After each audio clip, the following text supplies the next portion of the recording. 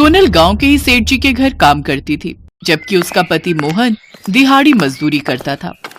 सोनल अपने पति के साथ एक टूटी फूटी झोपड़ी में रहकर गुजारा करती थी। मोहन जब दुकान पर जाता तो सोनल भी सेठ के घर काम पर चली जाती। इसी तरह दोनों अपनी घर गृहस्थी चला रहे थे। लेकिन सेठ जी की नीयत सोनल पर कुछ ठीक नहीं थी। वो उस पर बुरी नजर रखने लगा। एक रोज, सेठ जी मेरा काम हो गया है, अब मैं चलती हूँ। वाह भला की खूबसूरत है ये सोनल तो। इसकी जवानी देखकर तो मेरा ईमान भी डोलने लगता है। सोनल वहां से चली जाती है। सोनल जब भी घर आती तो उसकी झोपड़ी के बाहर अक्सर एक तोता उसका इंतजार करता। सोनल घर आकर सबसे पहले उसे खाने के लिए कुछ देती।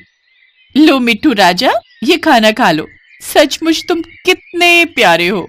शुक्रिया शुक्रिया। वो तोता एक बोलने वाला तोता था जो अक्सर उसके आंगन में आता था और सोनल उसे कुछ न कुछ खाने को देती रहती। ऐसे ही समय बीता। अब सर्दियां आ गई, जिन्हें देखते हुए सोनल मोहन से कहती है, मोहन सर्दियां आने वाली हैं, अब हमें झोपड़ी की मरम्मत करवा लेनी चाहिए। इस टूटी फूटी झोपड़ी में सर्दियां काटना मुश्किल हो जाएगा। क्या तो तुम ठीक रही हो, लेकिन हमारे पास इतने पैसे कहाँ हैं सोनल? तुम फिक्र मत करो, मैं कल सेठ जी से कुछ पैसे उधार मांग लूंगी, उनसे हम घर की मरम्मत करवा लेंगे। अगले दिन सोनल सेठ से कुछ पैसे उधार मांगती है। कितने पैसे उधार चाहिए? जी यही कुछ 20,000। ठीक है मैं दे दूंगा, लेकिन मुझे पैसे सूद समेत वापस चाहिए। ठीक है सेठ जी। सोनल वो पैसे लेकर घर आ ही रही थी कि तभी सेठ ने अपने एक गुंडे को उसके पीछे भेज दिया और उस गुंडे ने वो पैसे उससे छीन लिए। हे भगवान, मेरे पैसे, कोई पकड़ो उसे, चोर चोर। सोनल कुछ देर तक ही उसका पीछा कर पाई, लेकिन फिर वो गुंडा वहां से ओझल हो गया। हे भगवान, पैसा मिलते ही चोरी हो गया, अब हमारे घर की मरम्मत कैसे होगी? प्रभु आखिर क्यों हो रहा है हमारे साथ ऐसा? कुछ देर बाद सोनल रोती हुई सेठ के पास आई और उसे सारी बात बताई। सेठ जी, वो सारे पैसे एक चोर मुझसे छीन कर भाग गया। अगर आप मुझ पर एक और मेहरबानी करें तो 20,000 मुझे और दे दीजिए, मैं धीरे धीरे करके आपकी पाई पाई चुका दूंगी। रो मत पगली, इधर आ।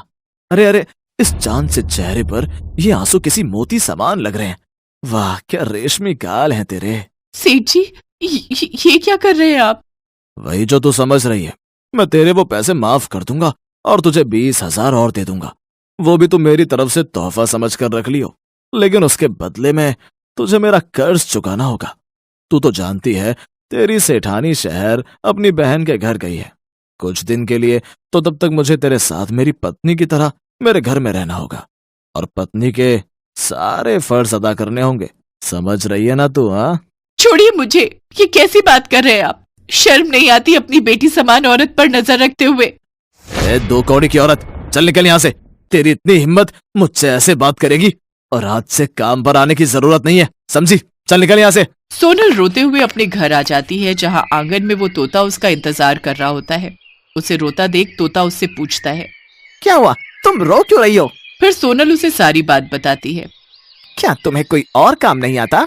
मुझे सिलाई का काम आता था, लेकिन जब से मेरी सिलाई मशीन खराब हुई है तब से मैंने वो काम बंद कर दिया है। तुम एक बहुत अच्छी इंसान हो सोनल, जो अपने परिवार का इतना अच्छे से ख्याल रखती है, साथ ही मेरा भी ध्यान रखती हो। इसलिए तो मैं तुम्हारी मदद करना चाहता हूँ। तुम मुझे अपनी उस सिलाई मशीन के पास ले चलो। सोनल उस तोते को अंदर लेकर जाती है, जहाँ तोता अपनी चोंच को उस सिलाई मशीन पर लगाता है, जिससे एक सुनहरी और चमत्कार रोशनी उस सिलाई मशीन पर गिरती है और मशीन चलना शुरू हो जाती है। अब से ये तुम्हारी मशीन जादुई सिलाई मशीन बन गई है। अब से तुम जो मर्जी इसमें सिल सकती हो, फिर चाहे वो बर्फ ही क्यों ना हो। बर्फ? हाँ, आजमा कर देख लो।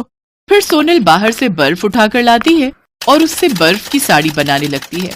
कुछ ही देर में वो बर्फ की साड़ी बनकर तैयार हो जाती है, जिसे देख सोनल बहुत खुश होती है।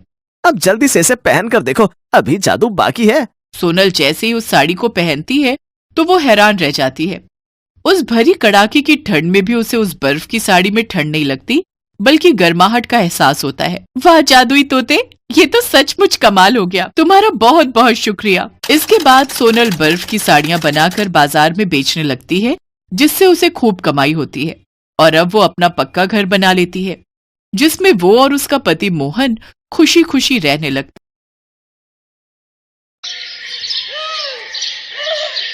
मलकागंज गांव में सोनम अपनी मां विमला के साथ रहती थी।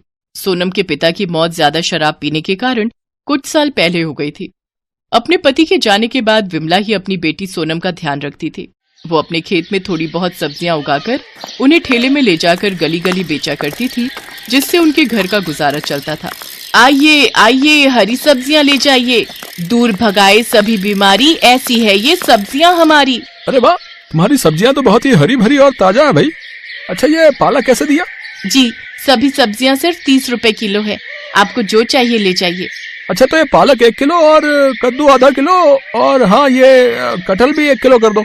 जी भाई साहब, अभी बांध देती हूँ। विमला अपनी बेटी सोनम को सरकारी स्कूल में पढ़ने डाल देती है और खुद सारा दिन धूप में गली गली जाकर सब्जियां बेचती, जिससे वो घर खर्च चलाती। साथ ही सोनम की पढ़ाई और कुछ पैसे सोनम की शादी के लिए भी निकाल कर रख लेती। आ गई माँ, चलो आप हाथ मुंह धो लो, मैं तुम्हारे लिए खाना रख देती हूँ। ठीक है बिटिया, तूने खा लिया क्या? नहीं माँ, मैं तो तुम्हारे आने की ही राह देख रही थी। मेरी माँ सारा दिन मेहनत करती है, बहुत थक जाती होंगी ना? मेहनत नहीं करूंगी तो अपनी गुड़िया के ब्याह के लिए पैसे कैसे इकट्ठा करूंगी? ऐसे ही कुछ साल बीत जाते हैं और सोनम 12वीं पूरी कर लेती है। एक रोज वो अपनी माँ के साथ गांव के सरपंच की बेटी रोशनी की शादी में जाती है, जहां उसका शादी का लहंगा देखकर सोनम हैरान रह जाती है। वाह रोशनी, तेरा लहंगा तो कितना खूबसूरत है। खूबसूरत तो होगा ही, इतना महंगा जो है, पर तू ऐसे लहंगे के सपने देखना छोड़ दे। तुम गरीबों के बस की नहीं है इतना महंगा ब्राइडल लहंगा खरीदना। तू तो अपनी माँ को बोलकर उनकी साड़ी का ही लहंगा बनवा लियो अपनी शादी के लिए। रोशनी की ये बात सुनकर सोनम बहुत दुखी होती है। परेशान मत हो मेरी बच्ची, तेरी माँ से जितना हो सकेगा वो तेरे लिए जरूर करेगी। उसी शादी में रोशनी की मौसी आशा अपने बेटे के साथ आई हुई होती है। सोनम पर जैसे ही उसकी मौसी की नजर जाती है, वो उसे देखते ही रहती है। गुलाबी रंग के सूट में ये गोरी लड़की बिल्कुल ऐसी लग रही है जैसे कोई कमल का फूल हो। मुझे तो अपने छोटे बेटे रौनक के लिए बड़ी ही पसंद आई। हाँ माँ जी, लड़की तो बहुत सुंदर है।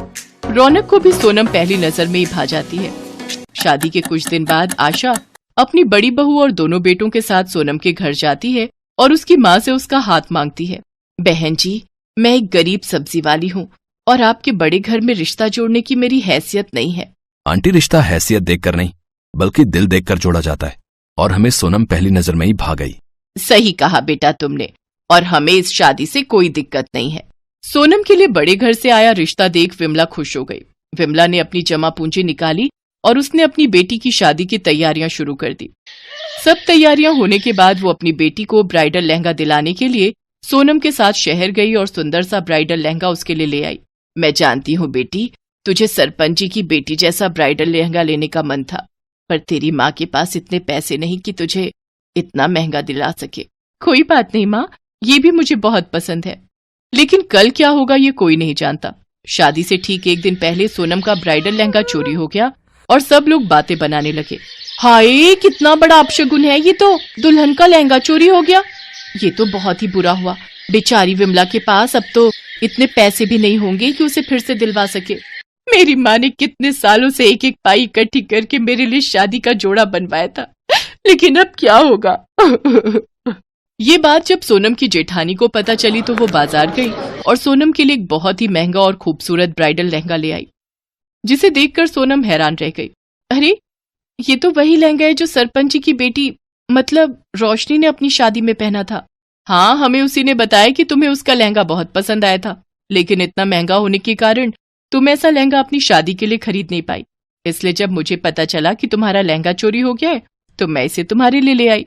दीदी, आप बहुत अच्छी हो, थैंक यू सो मच। तुम्हारा बहुत बहुत धन्यवाद बेटी, तुमने हमारी लाज बचा ली। सोनम मेरी छोटी बहन जैसी है माँ जी, उसके लिए मैं इतना तो कर ही सकती हूँ। अब कल इस जोड़े को पहनकर दुल्हन बनकर तैयार हो जाना, हम धूमधाम से बारात लेकर आएंगे अपनी दुल्हनिया को लेने। अगले दिन जब सोनम वो ब्राइडल लहंगा पहनकर तैयार होती है तो वो किसी अप्सरा से कम नहीं लगती। सबकी नजरें उस पर टिक जाती हैं। उसे देख रोशनी भी हैरान रह जाती है। सोनम को उस ब्राइडल लहंगे में देखकर विमला की आंखें भर जाती हैं। फिर धूमधाम से सोनम की शादी रौनक से खुशी खुशी हो जाती है। हेलो दोस्तों, कैसे हैं आप सब? हमारी कहानियाँ देखने के लिए हमारे चैनल को सब्सक्राइब कीजिए और हाँ, बेल आइकॉन पर क्लिक करना मत भूलिएगा।